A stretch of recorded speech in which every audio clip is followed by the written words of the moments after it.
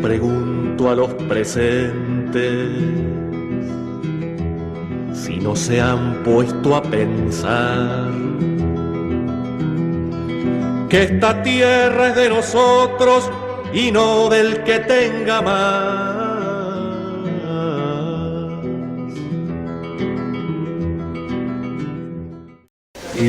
Tenemos poco tiempo para exponer este tema que es bastante complejo, que es la situación también en Chile, pero a mí me gustaría remarcar a partir de esta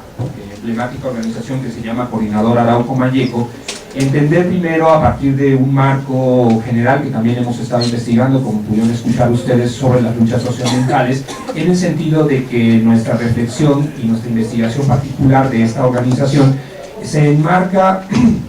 en la idea y en la hipótesis que compartimos con Víctor Toledo Yascaqueo, que es también un intelectual mapuche, en la idea de que el movimiento indígena ha cerrado su fase de ascenso en reivindicación por la autonomía, por la plurinacionalidad o por la pluriculturalidad, es decir, la gran etapa representada entre 92 y hasta 2005, o 94 si se quiere con el levantamiento zapatista, y hasta 2005 pone un cierto cierre de etapa, habría cerrado una etapa ascendente, una fase, un ciclo de movilización que estaría representado en buena parte del continente y en buena parte de la región por el movimiento indígena. Se cerraría esencialmente con la, digamos, nueva iniciativa zapatista que reordena su prioridad hacia la otra campaña en 2006, se cerraría con el advenimiento del gobierno de Evo Morales, se cerraría también con la pérdida de la hegemonía y la conducción de la CONAIE en Ecuador hacia el proceso de Rafael Correa. En fin, todos los procesos emblemáticos indígenas que representaron en la década de los 90 la demanda de plurinacionalidad o pluriculturalidad, dependiendo del caso, siendo la columna vertebral de los movimientos sociales, se había cerrado para entrar en una fase de resistencia esencialmente etnoterritorial, en defensa de los bienes y los recursos naturales, también en medida de que el modelo extractivista se ha acelerado en la última década, avanzando hacia territorios indígenas. Esto no es nuevo, pero sí su intensidad, su complejidad y su incluso compulsividad destructiva y expoliadora sí se ha acelerado en la última década. Entonces, a partir de eso es importante mencionar que el movimiento indígena en Chile, representado esencialmente por el movimiento mapuche, que es la etnia más mayoritaria en ese país,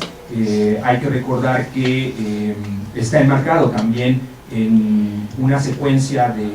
del modelo económico que es agroexportador y que su forma, igual que en todo el continente, por eso incluso preguntaba hace rato cómo lo estaban viendo en el resto de los países, porque en Chile quizá si hay respuestas de los movimientos campesinos, vecinales y esencialmente indígenas al modelo extractivista, en Chile la compulsividad y la aceleración del modelo extractivista ha provocado una reacción impresionante de las comunidades mapuche. Por el otro lado, la agroexportación, que tiene que ver con monocultivos, y en este caso en Chile con monocultivos forestales, también tiene una secuencia muy importante, que es donde se enmarca la Coordinadora Arauco Mayeco. Digamos entonces que podríamos enmarcar este proceso de movilización mapuche esencialmente en una etapa de acumulación que después de la gran etapa de privatizaciones del sector público, la fase de acumulación se había orientado más bien hacia el modelo extractivista y hacia el despojo de tierras y esencialmente a las inversiones agroexportadoras de infraestructura y extractivas de manera energética. En ese sentido, también es necesario enmarcar en Chile al movimiento indígena en tres grandes oleadas, digamos, o tres grandes tendencias después de la década de los 80, que fue el movimiento esencialmente popular y urbano, quien se opuso resistencia a principios de los 80 a la dictadura de Pinochet. Posteriormente hubo una etapa de reflujo donde en la etapa post-dictadura podemos encontrar básicamente dos grandes tendencias: el movimiento estudiantil, que todos conocemos, no solo por las grandes expresiones de movilización que se realizan hasta el día de hoy, sino también por su expresión en la Revolución de los Pingüinos en el 2006. Y por el otro lado, esencialmente, el movimiento mapuche, que es una de las 7, 9 etnias que identifica que está en el territorio chileno. Hay que recordar que los mapuches compartían también territorio en lo que es hoy Argentina, y que de alguna manera este proceso que estoy tratando de enmarcar es importante entenderlo, sobre todo en medida de que el movimiento mapuche, y entro directamente en la exposición, no puede entenderse sin los grandes ciclos de acumulación en el territorio. Digamos que el movimiento mapuche tiene una anomalía, por decirlo así, si es que vemos normal el proceso de colonización y de intervención en todo el continente, y es una anomalía ya que el proceso de resistencia mapuche generó lo que de alguna manera podríamos denominar un islote de autonomía desde la conquista hasta ya bien entrado el siglo XIX, hasta 1883, y esto identifica mucho al territorio que se consideró como la nación mapuche, claro, prestado el término occidental, pero en una franja de territorio chileno que vivió hasta casi finales del siglo XIX el control territorial, la soberanía territorial de un pueblo que se organizaba no estatalmente, sino a la manera de los pueblos originarios. Esto es de alguna manera poco conocido en todo el continente, porque prácticamente tendríamos que el proceso de invasión, conquista y avance se desarrollaría ya en la etapa independiente chilena, a diferencia del resto de los procesos coloniales, normales, por decirlo así, que se vivieron en el resto del continente. No me detengo mucho en esto porque queremos revisar esencialmente qué ha pasado con el movimiento mapuche en las últimas décadas, pero es indispensable reconocer que el avance a partir del siglo XIX ha tenido 3 o 4 grandes ejes que están ustedes viendo en sus pantallas. Yo lo denomino acumulación por desposesión, tomando el término de David Harvey, es decir, una desposesión de tierras, que esto hasta hoy, más de 100 años después, es el eje fundamental de lucha de las comunidades mapuche. La acumulación por desposesión en esta etapa que ustedes están viendo en las pantallas, es esencialmente el origen de los conflictos etnonacionales y etnoterritoriales de las comunidades mapuche frente al Estado chileno. Sin embargo, una vez invadidas las tierras y despojadas de sus tierras las comunidades mapuche, en un modelo de segregación muy similar al modelo reduccional digamos estadounidense, ¿no?, de las reservaciones, este sería el equivalente, por decirlo así, hay una acumulación por colonización agrícola. Se despoja primero a las comunidades de su territorio para luego impulsar una expansión agroterritorial muy intensiva de monocultivo que deteriora las tierras. Esto es importante porque este era un proyecto económico, no solo era un proceso de desarrollo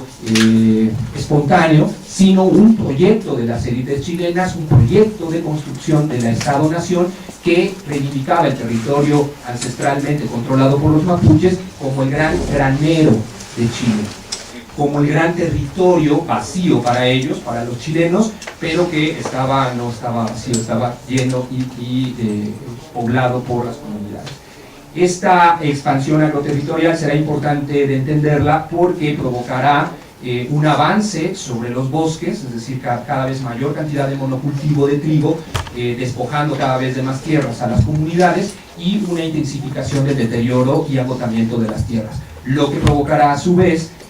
un nuevo ciclo de acumulación, es decir, una vez devastadas las tierras y devastados buenas partes de los bosques, se requerirá entonces un modelo de reactivación económica que impulsará la dictadura, que será esencialmente un modelo agroforestal. Es decir, pensar que la reforestación industrial de monocultivos de pino y de eucaliptos es el mecanismo para reactivar toda la economía de la zona, insisto, esta zona que anteriormente era nación mapuche, pero que el territorio araucano son la 8ª, la 9ª y la 10ª región. Esto es importante para entender, no me detengo en los detalles de cómo funcionó el Estado chileno en toda esta etapa, pero estos ciclos de acumulación pueden dejar ver que durante 100 años hubo un proceso de desposesión, de agotamiento de tierras en el segundo ciclo, y un tercer ciclo de reorientación y reactivación económica a partir del monocultivo forestal. Esto provocó a partir de 1997 un ascenso de la movilización mapuche en su conjunto. Hay un parteaguas en una de las comunidades cercanas a Temuco, perdón, en el sentido de que aparecen simplemente una mañana y con eso simbólicamente inicia un proceso de ascenso de movilización. Aparecen quemados 3 camiones de las forestales en territorio mapuche. Esto generaría una bifurcación de lo que se había mantenido durante la primera parte de los 90 del movimiento mapuche, que ya había, en sintonía con el movimiento indígena de todo el continente, reivindicado las mismas demandas de plurinacionalidad, autonomía, autodeterminación, territorialidad, que son algunos de los ejes que caracterizan al movimiento indígena continental en su visión de conjunto. Como ustedes pueden ver en la gráfica, aquí podemos ver en los ciclos de ascenso, el claro ciclo de ascenso entre 1997 y quizás hasta 2003 del movimiento mapuche, que es la línea más oscura, pero también cómo van aumentando los hechos represivos. No voy a entender esto porque regresaré sobre los acontecimientos, porque precisamente en el análisis de los movimientos sociales, más que discutir la idea de Estado sí o Estado no, me parece que el proceso político estratégico de las organizaciones va determinando su forma de interacción antagónica con el Estado, y también no solo depende de qué tan fuertes son los movimientos, sino esencialmente al interior del Estado, qué tan fuertes son los grupos dominantes, qué tan cohesionados, qué carga hegemónica tiene en cada país, y eso determinará en esta interacción antagónica entre ambos polos la dirección y el resultado de dicha disputa, ¿no? Entonces, no es solo una cuestión ideológica, sino un dato decisivo para entender cómo los procesos de confrontación, que en este caso en el mapuche se iniciará o tendrá un ascenso en 1997, podemos identificarlo claramente. El movimiento mapuche en su conjunto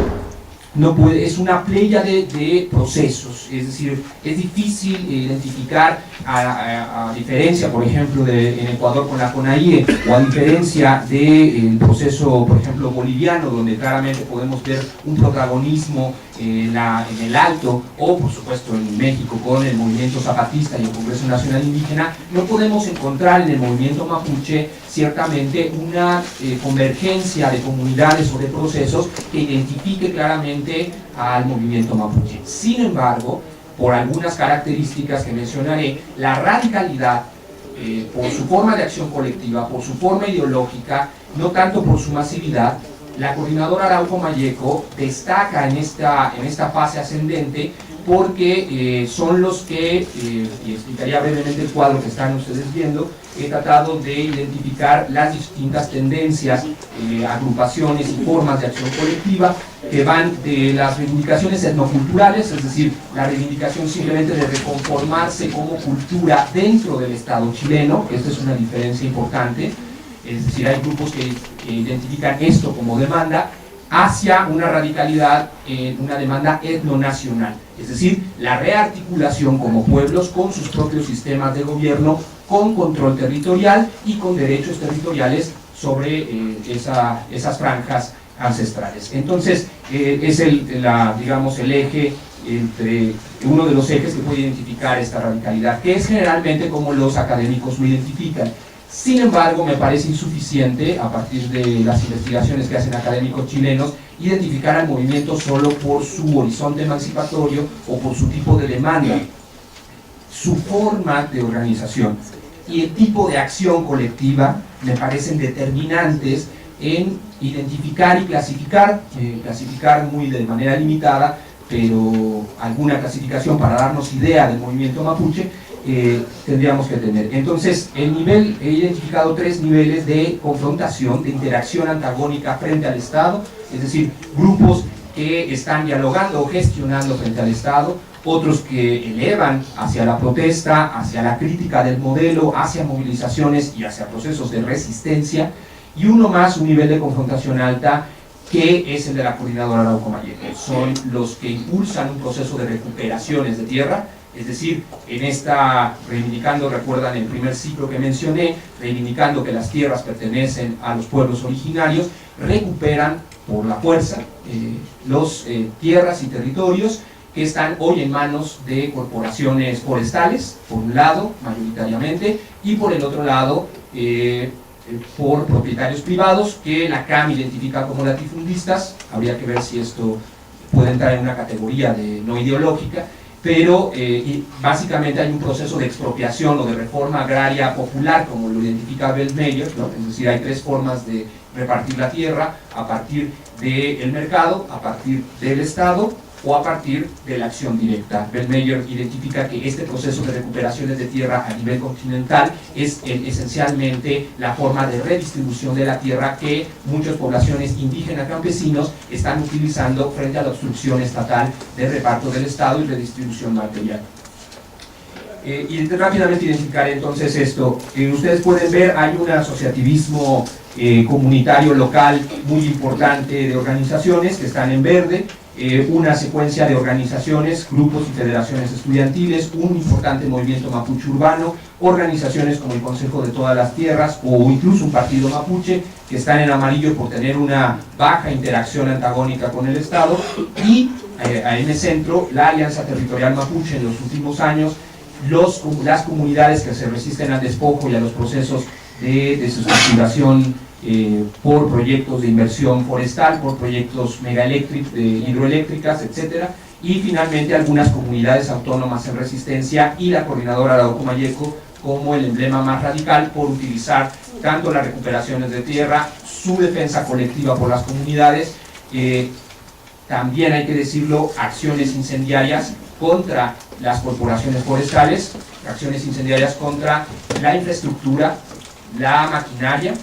los transportes de las corporaciones y finalmente acciones de resistencia.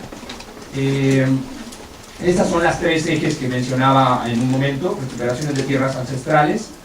que son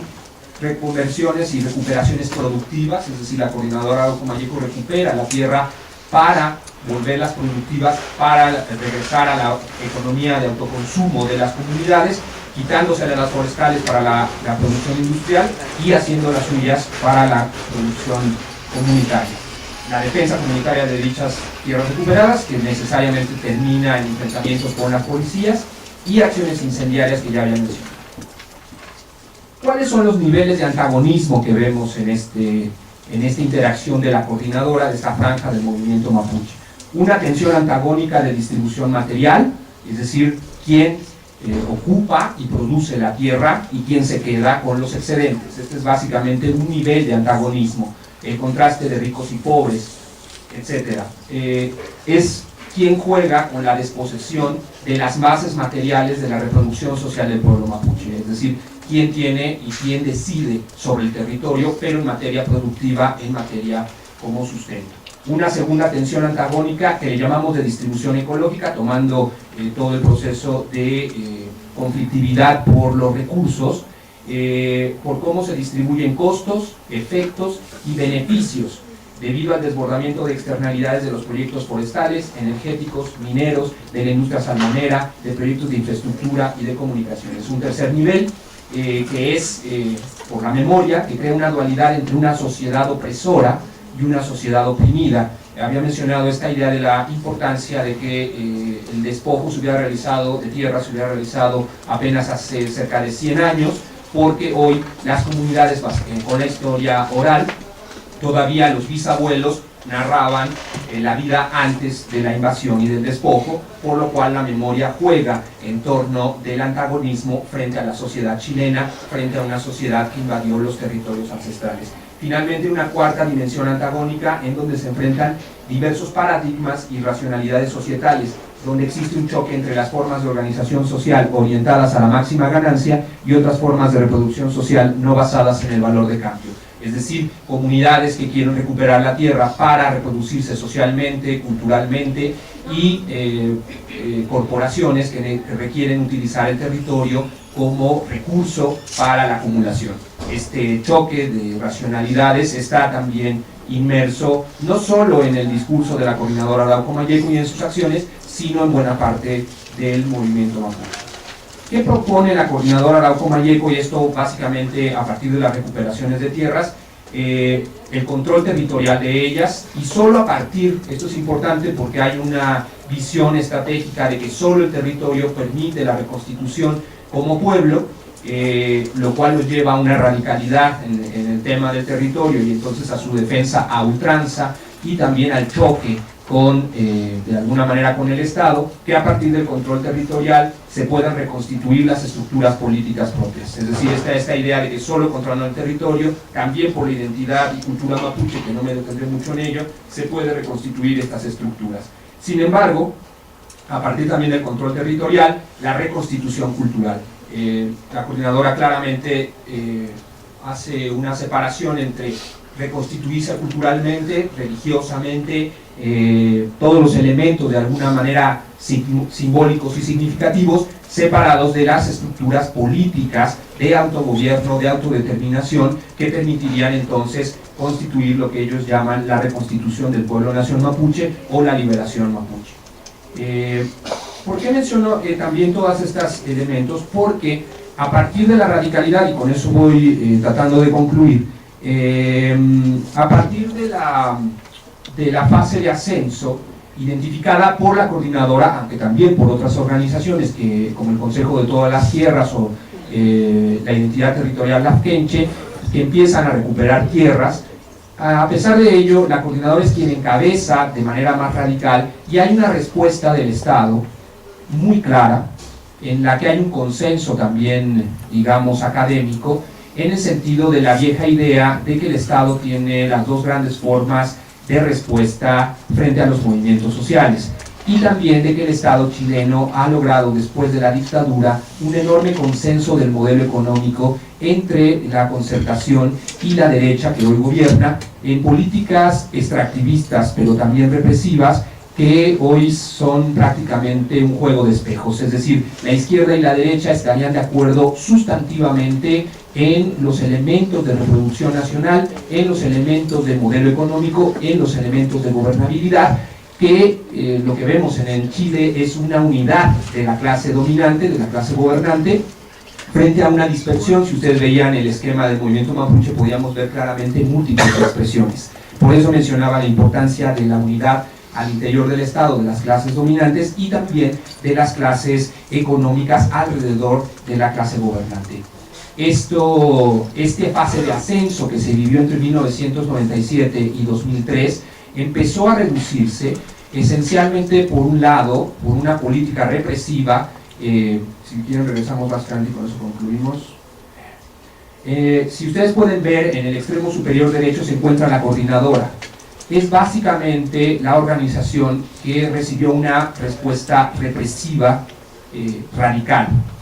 Las que están en un rojo menor han recibido una respuesta del Estado de contención, mientras que las que están en amarillo y verde han recibido una respuesta de colaboración y de gestión de recursos. Es decir, el Estado ha tratado incesantemente de desarticular las expresiones radicales y de ejercer controles a través de recursos económicos de las organizaciones que sí colaboran con el Estado. A esta gráfica, que no es mía, sino de Víctor Toledo Yancaqueo, representa esta estrategia. Si ustedes pueden ver, además del ascenso de las movilizaciones, que se representa por la línea con puntos, que ahí podemos ver los grandes ciclos al menos hasta 2005, y sin embargo vemos también cómo a partir de que la movilización asciende, los recursos, que es la otra línea, ascienden cada vez más. Es decir, los recursos, por ejemplo, bajados del Banco Mundial, han ascendido enormemente hacia las comunidades, esencialmente también a comunidades que participaban en la coordinadora Arauco Mayeco y otras comunidades radicalizadas. Pero eso no es todo. Había hablado de la estrategia no solo de recursos, sino la estrategia también represiva. En esta otra gráfica podemos ver cómo los gobiernos, independientemente de si eran demócratas cristianos o socialistas, empezaron a utilizar la estrategia represiva cada vez más. Es decir, vemos un ascenso claramente en la utilización de los recursos represivos del Estado, a partir de leyes, a partir de acciones penales, que va desarticulando por completo a la coordinadora, a pesar de que hoy se mantiene como un referente político ideológico. Ciertamente como organización y convergencia comunitaria ha sido totalmente desarticulada. Por lo cual han tomado la batuta otras coordinaciones como la Alianza Territorial Mapuche, y han surgido las comunidades dispersas en resistencia más allá de la convergencia al interior de una plataforma ideológica o estratégica como lo fue la CAM. La resistencia mapuche continúa. Entonces, para concluir,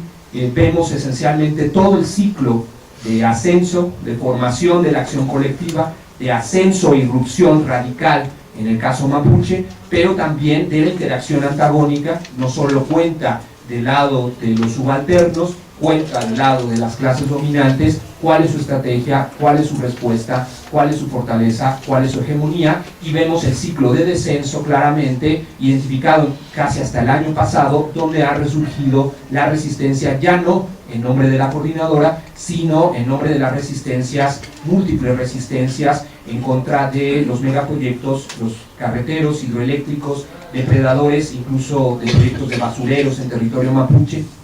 etc. Esta resistencia hoy identificada, nueva, de un nuevo ciclo,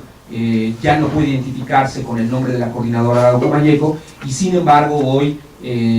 presos políticos de la coordinadora encabezan también, hasta el año pasado, la resistencia desde la cárcel, con huelgas de hambre de hasta 90 días. Hoy mismo, mientras estamos hablando aquí, hay una huelga de hambre